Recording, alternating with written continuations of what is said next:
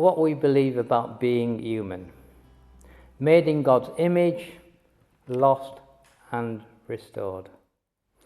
We believe that being human means in some great measure being made in the image of God.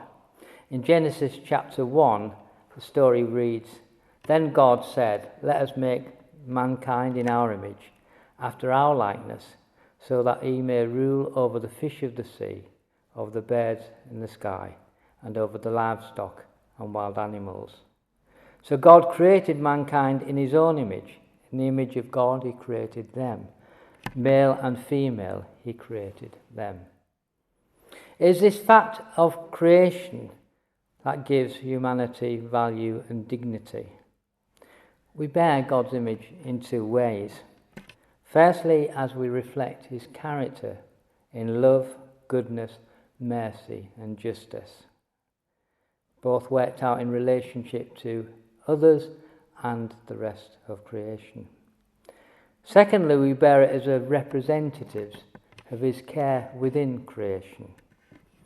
Through husbandry, farming, food and flora, through science, in exploration, research and medicine, through culture, in arts, craft, music and society. As Genesis chapter 2:15 says, that we are God's gardeners in creation. However we read Genesis chapter 1-3, this harmonious relationship between Creator as image bearers and the creation was sabotaged by a serpent, by human sin and human folly.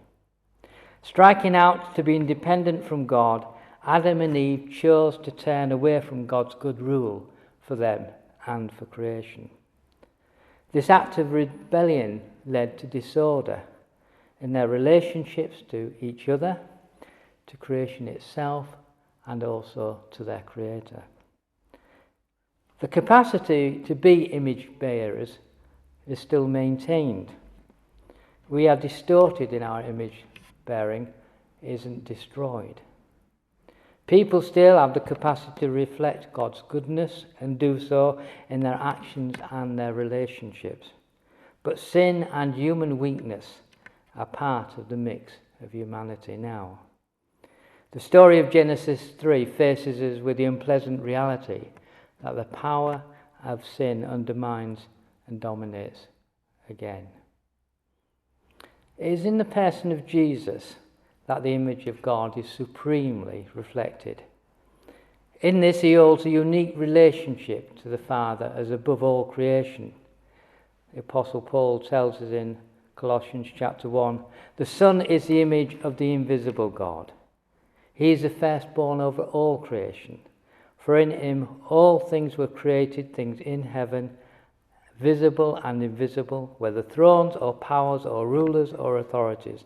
All things have been made for him, and they were created through him." It is through Jesus' death and resurrection that humanity is restored to their original purpose as image bearers. He goes on to say, "For God was pleased to have all his fullness live in Jesus, and through Jesus to reconcile all things to himself, whether on earth or things in heaven, by making peace through his blood on the cross." Paul goes on to say that people who trust in Jesus' life and death and resurrection for themselves enter into a new self, which is being renewed daily in the image of its Creator.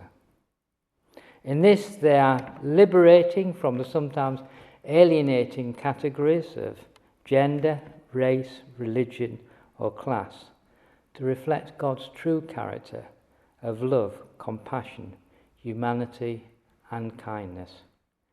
We believe that we're a part of God's restoration project, which will be completed when his Son returns and we see him as he is.